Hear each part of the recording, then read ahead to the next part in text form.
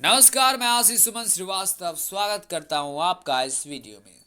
आज के हमारे इस वीडियो के माध्यम से आप बिहार बोर्ड कक्षा 12वीं के इतिहास विषय के अध्याय 13 महात्मा गांधी के प्रति समकालीन दृष्टिकोण एवं भारतीय राजनीति में गांधी जी की भूमिका से संबंधित सभी महत्वपूर्ण वस्तुनिष्ठ प्रश्न और उनके उत्तर पर गौर करेंगे। तो चलिए वीडियो को आगे बढ़ाते हैं और इतिहास के अध्याय 13 से संबंधित सभी महत्वपूर्ण वस्तुनिष्ठ प्रश्न पर गौर करते हैं। तो चलिए, हमारा पहला प्रश्न है कि महात्मा गांधी की आत्मकथा किस भाषा में थी। तो हम आपको बता दें कि महात्मा गांधी की आत्मकथा गुजराती भाषा में थी। तो इस प्रकार से हम कह सकते हैं कि प्रश्न संख्या 1 का जो सही उत्तर है वो ऑप्शन ब गुजराती होगा। अब आगे बढ़ते हैं यानी कि प्रश्न संख्या 2 की ओर। प्रश्न संख्या 2 में कह रहा है कि अंटो दिस लास्ट नामक रचना किसकी है। तो हम आपको बता दें कि अंटो दिस लास्ट नामक रचना रस्किन की है। तो इस प्रकार से हम कह सकते हैं कि प्रश्न संख्या 2 का जो सही उत्तर है वो ऑप्शन अ रस्किन होगा। अब आगे बढ़ते हैं यानी कि प्रश्न संख्या 3 की ओर। प्रश्न संख्या 3 में कह रहा है कि महात्मा गांधी का जन्म हुआ, यानी कि महात्मा गांधी का जन्म कहाँ हुआ था, कब हुआ था। तो हम आपको बता दें कि महात्मा गांधी का जन्म 2 अक्टूबर 1869 ईस्वी को गुजरात के पोरबंदर नगर में हुआ था। तो इस प्रकार से हम कह सकते हैं कि प्रश्न संख्या 3 का जो सही उत्तर है वो ऑप्शन अ 2 अक्टूबर 1869 ईस्वी को गुजरात में हुआ था। तो अब आगे बढ़ते हैं यानी कि प्रश्न संख्या 4 की ओर। प्रश्न संख्या 4 में कह रहा है कि महात्मा गांधी के राजनीतिक गुरु थे। तो हम आपको बता दें कि निम्न में से महात्मा गांधी के राजनीतिक गुरु गोपाल कृष्ण गोखले थे। तो इस प्रकार से हम कह सकते हैं कि प्रश्न संख्या 4 का जो सही उत्तर है वो ऑप्शन स गोपाल कृष्ण गोखले होगा। अब आगे बढ़ते हैं यानी कि प्रश्न संख्या 5 की ओर। प्रश्न संख्या 5 में कह रहा है कि महात्मा गांधी दक्षिण अफ्रीका से भारत वापस आए, यानी कि महात्मा गांधी दक्षिण अफ्रीका से भारत वापस कब आए। तो हम आपको बता दें कि महात्मा गांधी दक्षिण अफ्रीका से भारत सन 1915 ईस्वी में आए। तो इस प्रकार से हम कह सकते हैं कि प्रश्न संख्या 5 का जो सही उत्तर है वो ऑप्शन स 1915 में होगा। अब आगे बढ़ते हैं यानी कि प्रश्न संख्या 6 की ओर। प्रश्न संख्या 6 में कह रहा है कि चंपारण सत्याग्रह का संबंध किस राज्य से है। तो हम आपको बता दें कि चंपारण सत्याग्रह का संबंध अपने राज्य बिहार से है। तो इस प्रकार से हम कह सकते हैं कि प्रश्न संख्या 6 का जो सही उत्तर है वो ऑप्शन अ बिहार है। अब आगे बढ़ते हैं यानी कि प्रश्न संख्या 7 की ओर। प्रश्न संख्या 7 में कह रहा है कि चौरी चारा कांड कब हुआ। तो हम आपको बता दें कि चौरी चारा कांड 5 फरवरी 1922 ईस्वी को हुआ।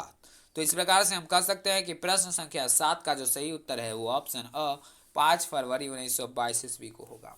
अब आगे बढ़ते हैं प्रश्न संख्या 8 की ओर।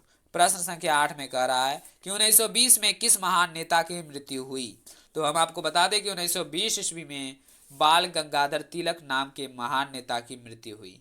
तो इस प्रकार से हम कह सकते हैं कि प्रश्न संख्या 8 का जो सही उत्तर है वो ऑप्शन स बाल गंगाधर तिलक होगा। अब आगे बढ़ते हैं यानी कि प्रश्न संख्या 9 की ओर। प्रश्न संख्या 9 में कह रहा है कि करो या मरो का नारा किसने दिया। तो हम आपको बता दें कि करो या मरो का नारा गांधी जी ने दिया। तो इस प्रकार से हम कह सकते हैं कि प्रश्न संख्या 9 का जो सही उत्तर है वो ऑप्शन ब गांधी होगा। अब आगे बढ़ते हैं यानी कि प्रश्न संख्या 10 की ओर। प्रश्न संख्या 10 में कह रहा है कि दिल्ली चलो का नारा दिया, यानी कि दिल्ली चलो का नारा किसने दिया। तो हम आपको बता दें कि दिल्ली चलो का नारा सुभाष चंद्र बोस ने दिया। तो इस प्रकार से हम कह सकते हैं कि प्रश्न संख्या 10 का जो सही उत्तर है वो ऑप्शन अ सुभाष चंद्र बोस होगा। अब आगे बढ़ते हैं यानी कि प्रश्न संख्या 11 की ओर। प्रश्न संख्या 11 में कह रहा है कि सर की उपाधि किसने त्याग दी थी। तो हम आपको बता दें कि सर की उपाधि रविंद्रनाथ टैगोर ने त्याग दी थी। तो इस प्रकार से हम कह सकते हैं कि प्रश्न संख्या 11 का जो सही उत्तर है वो ऑप्शन सर रविंद्रनाथ टैगोर होगा। अब आगे बढ़ते हैं यानी कि प्रश्न संख्या 12 की ओर। प्रश्न संख्या 12 में कह रहा है कि नमक कानून किसने तोड़ा। तो हम आपको बता दें कि नमक कानून जो तोड़ा गया था वो महात्मा गांधी के द्वारा तोड़ा गया था। तो इस प्रकार से हम कह सकते हैं कि प्रश्न संख्या 12 का जो सही उत्तर होगा वो ऑप्शन ब महात्मा गांधी होगा। अब आगे बढ़ते हैं प्रश्न संख्या 13 की ओर। प्रश्न संख्या 13 में कह रहा है कि 1917 में चंपारण गांधी जी किसके अनुरोध पर गए थे। तो हम आपको बता दें कि 1917 में चंपारण गांधी जी राजकुमार शुक्ल के अनुरोध पर गए थे। तो इस प्रकार से हम कह सकते हैं कि प्रश्न संख्या 13 का जो सही उत्तर है वो ऑप्शन द राजकुमार शुक्ल होगा। अब आगे बढ़ते हैं यानी कि प्रश्न संख्या 14 की ओर। प्रश्न संख्या 14 में कह रहा है कि टॉल्स्टाय आश्रम की स्थापना किसने की थी। तो हम आपको बता दें कि टॉल्स्टाय आश्रम की स्थापना महात्मा गांधी ने की थी। तो इस प्रकार से हम कह सकते हैं कि प्रश्न संख्या 14 का जो सही उत्तर है वो ऑप्शन अ महात्मा गांधी होगा। अब आगे बढ़ते हैं यानी कि प्रश्न संख्या 15 की ओर। प्रश्न संख्या 15 में कह रहा है कि महात्मा गांधी के बचपन का क्या नाम था। तो हम आपको बता दें कि निम्न से महात्मा गांधी के बचपन का नाम मनु था। तो इस प्रकार से हम कह सकते हैं कि प्रश्न संख्या 15 का जो सही उत्तर है वो ऑप्शन ब मनु होगा। अब आगे बढ़ते हैं यानी कि प्रश्न संख्या 16 की ओर, जो इस वीडियो में रिपीट हो रहा है, जिसमें कह रहा है कि गांधी जी अपना राजनीतिक गुरु किसे मानते थे। तो हम आपको पीछे बता चुके हैं कि गांधी जी अपना राजनीतिक गुरु गोपाल कृष्ण गोखले को मानते थे। तो इस प्रकार से हम कह सकते हैं कि प्रश्न संख्या 16 का जो सही उत्तर है वो ऑप्शन द गोपाल कृष्ण गोखले होगा। अब आगे बढ़ते हैं यानी कि प्रश्न संख्या 17 की ओर। प्रश्न संख्या 17 में कह रहा है कि गांधी जी ने असहयोग आंदोलन किस वर्ष आरंभ किए। तो हम आपको बता दें कि गांधी जी ने असहयोग आंदोलन सन 1920 ईस्वी में आरंभ किए। तो इस प्रकार से हम कह सकते हैं कि प्रश्न संख्या 17 का जो सही उत्तर है वो ऑप्शन अ 1920 ईस्वी में होगा। अब आगे बढ़ते हैं यानी कि प्रश्न संख्या 18 की ओर। प्रश्न संख्या 18 में कह रहा है कि बंगाल के विभाजन की घोषणा किस वर्ष हुई। तो हम आपको बता दें कि बंगाल के विभाजन की घोषणा सन 1905 ईस्वी में हुई। तो इस प्रकार से हम कह सकते हैं कि प्रश्न संख्या 18 का जो सही उत्तर है वो ऑप्शन अ 1905 ईस्वी होगा। अब आगे बढ़ते हैं यानी कि प्रश्न संख्या 19 की ओर। प्रश्न संख्या 19 में कह रहा है कि जलियांवाला हत्याकांड कब हुआ। तो हम आपको बता दें कि जलियांवाला हत्याकांड सन 1919 ईस्वी में हुआ था। तो इस प्रकार से हम कह सकते हैं कि प्रश्न संख्या 19 का जो सही उत्तर है वो ऑप्शन स 1919 ईस्वी में होगा। अब आगे बढ़ते हैं यानी कि प्रश्न संख्या 20 की ओर। प्रश्न संख्या 20 में कह रहा है कि भारत छोड़ो आंदोलन किस वर्ष आरंभ हुआ। तो हम आपको बता दें कि भारत छोड़ो आंदोलन जो आरंभ हुआ था वो सन 1942 ईस्वी में हुआ था। तो इस प्रकार से हम कह सकते हैं कि प्रश्न संख्या 20 का जो सही उत्तर है वो ऑप्शन स 1942 ईस्वी में होगा। अब आगे बढ़ते हैं यानी कि प्रश्न संख्या 21वां की ओर। प्रश्न संख्या 21 में कह रहा है कि काला कानून किसे कहा गया। तो हम आपको बता दें कि निम्न में से रॉलेट एक्ट को काला कानून कहा गया। तो इस प्रकार से हम कह सकते हैं कि प्रश्न संख्या 21 का जो सही उत्तर है वो ऑप्शन अ रॉलेट एक्ट होगा। अब आगे बढ़ते हैं यानी कि प्रश्न संख्या 22 की ओर। प्रश्न संख्या 22 में कह रहा है कि पूना समझौता किस वर्ष हुआ। तो हम आपको बता दें कि पूना समझौता जो हुआ था वो सन 1932 ईस्वी में हुआ था। तो इस प्रकार से हम कह सकते हैं कि प्रश्न संख्या 22 का जो सही उत्तर है वो ऑप्शन अ 1932 ईस्वी में होगा। अब आगे बढ़ते हैं यानी कि प्रश्न संख्या 23 की ओर। प्रश्न संख्या 23 में कह रहा है कि 1942 में कौन सा आंदोलन हुआ। तो हम आपको बता दें कि 1942 में भारत छोड़ो आंदोलन हुआ। तो इस प्रकार से हम कह सकते हैं कि प्रश्न संख्या 23 का जो सही उत्तर होगा वो ऑप्शन द भारत छोड़ो होगा। अब आगे बढ़ते हैं यानी कि प्रश्न संख्या 24 की ओर। प्रश्न संख्या 24 में कह रहा है कि किसका प्रकाशन अबुल कलाम आजाद ने किया। निम्न में से किसका प्रकाशन अबुल कलाम आजाद ने किया। तो हम आपको बता दें कि निम्न में से अल हिलाल का प्रकाशन अबुल कलाम आजाद ने किया। तो इस प्रकार से हम कह सकते हैं कि प्रश्न संख्या 24 का जो सही उत्तर है वो ऑप्शन ब अल हिलाल होगा। अब आगे बढ़ते हैं यानी कि 25वें प्रश्न की ओर।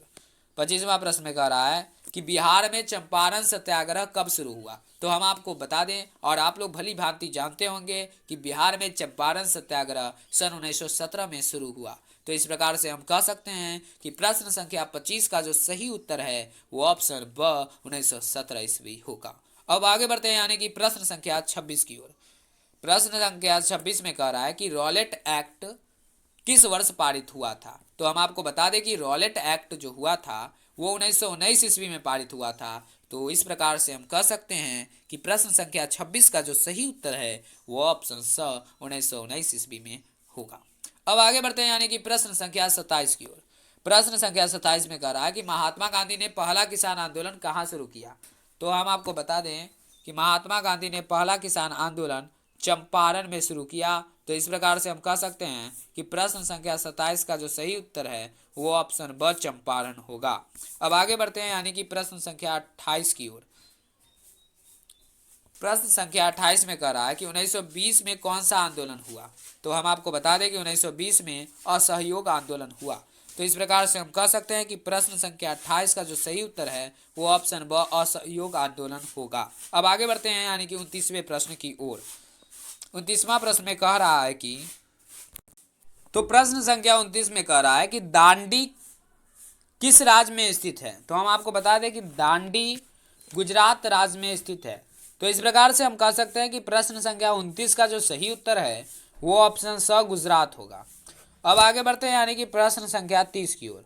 प्रश्न संख्या 30 में कह रहा है कि सविनय अवज्ञा आंदोलन का आरंभ किसने किया।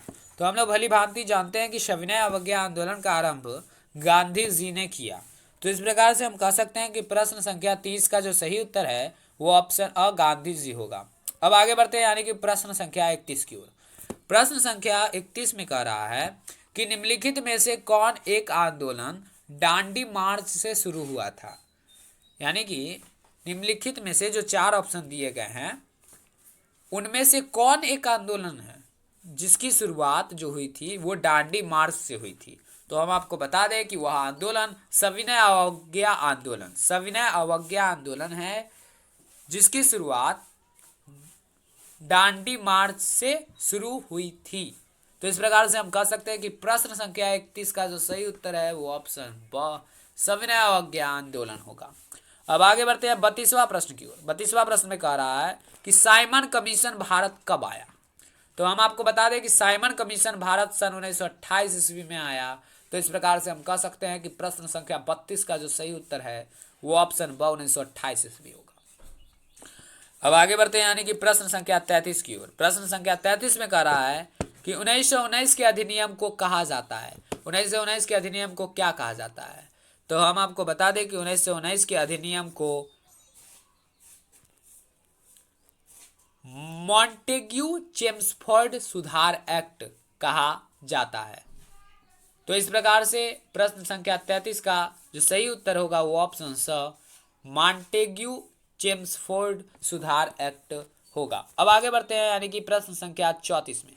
प्रश्न संख्या 34 में कह रहा है कि स्वराज पार्टी के संस्थापक कौन थे। ऑप्शन अ में जवाहरलाल नेहरू, ऑप्शन ब में मोतीलाल नेहरू, ऑप्शन स में CR दास और ऑप्शन द में ब और स दोनों। तो हम आपको बता दें कि स्वराज पार्टी के संस्थापक मोतीलाल नेहरू और CR दास दोनों थे। तो इस प्रकार से हम कह सकते हैं कि प्रश्न संख्या 34 का जो सही उत्तर होगा वो ऑप्शन द ब और स दोनों होगा। ब का हमारा मतलब मोतीलाल नेहरू से है और स का हमारा मतलब CR दास से है। तो इस प्रकार से हम कह सकते हैं कि प्रश्न संख्या 34 का जो सही उत्तर होगा वो ऑप्शन द दोनों होगा। अब आगे बढ़ते हैं प्रश्न संख्या 35 की ओर जो इस वीडियो और इस अध्याय का अंतिम महत्वपूर्ण वस्तुनिष्ठ प्रश्न है जिसमें कह रहा है कि असहयोग आंदोलन की शुरुआत किसने की। तो हम लोग भली भांति जानते हैं कि असहयोग आंदोलन की शुरुआत महात्मा गांधी ने की थी। तो इस प्रकार से हम कह सकते हैं कि प्रश्न संख्या 35 का जो सही उत्तर है वो ऑप्शन ब महात्मा गांधी होगा। अब आगे बढ़ते हैं।